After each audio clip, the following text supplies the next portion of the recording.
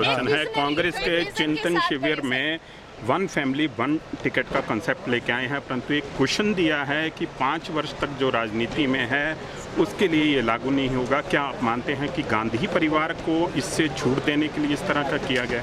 देखिए, कांग्रेस को अपनी नीति और रणनीति दोनों उनको तय करनी, मैं उस पर कुछ नहीं कहना चाहूँगा, लेकिन इतना कहूँगा, क्या कांग्रेस कभी ये निर्णय कर पाएगी कि कांग्रेस का अध्यक्ष कभी कोई आम कार्यकर्ता होगा? गांधी परिवार से बाहर आकर कभी वो देख पाएंगे?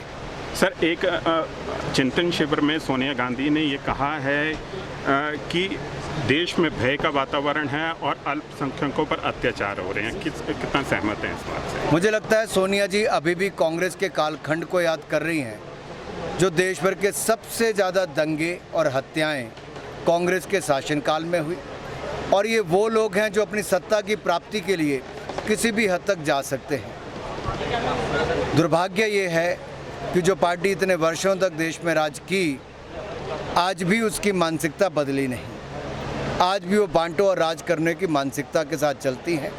आज भी वो जातिवाद के आधार पर राजनीति करने के बारे में सोचते हैं, जबकि दूसरी ओर नरेंद्र मोदी जी की सरकार और भारतीय जनता पार्टी सबका साथ, सबका विकास और सबका विश्वास, इसी मूल मंत्र के साथ काम करती है और समाज के सभी वर्गों को, चाहे वो उज्ज्वला योजना हो, मुद्रा योजना हो, स्टार्टअप इंडिया हो, स्टैंड अप इंडिया हो, जल जीवन मिशन की बात हो, प्रधानमंत्री आवास योजना हो, किसी को ये नहीं देखा कौन किस जाति, किस धर्म, किस क्षेत्र का है।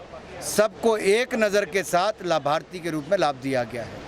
सर, पिछले कुछ दिनों में पंजाब और हिमाचल में खालिस्तान की एक्टिविटी को लेकर उनके समर्थकों की एक्टिविटी बढ़ी है, तो इसे टैकल करने के लिए किस तरह की रणनीति रहेगी? कमज़ोर सरकार का एक उदाहरण है।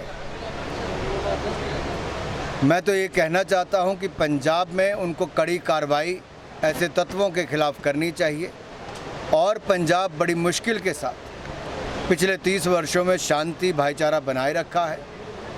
एक बॉर्डर स्टेट है, उसमें शांति बनी रहनी चाहिए, और हर संभव प्रयास करने चाहिए कि जो देश में असुरक्षा की भावना किसी राज्य में पैदा करने की कोशिश करते हैं, उनके खिलाफ कड़ी से कड़ी कार्रवाई होनी चाहिए। क्या आम आदमी पार्टी का संरक्षण है ऐसे लोगों को? ऐसे देखिए, आप मुझसे ज़्यादा समझदार हैं किसकी सरकार है और वोट पाने के लिए कौन समझौते तक कर लेते हैं, कौन उस विचारधारा के लोगों के साथ उनके घरों में जाकर रुकते हैं, ये मुझे कहने की आवश्यकता नहीं।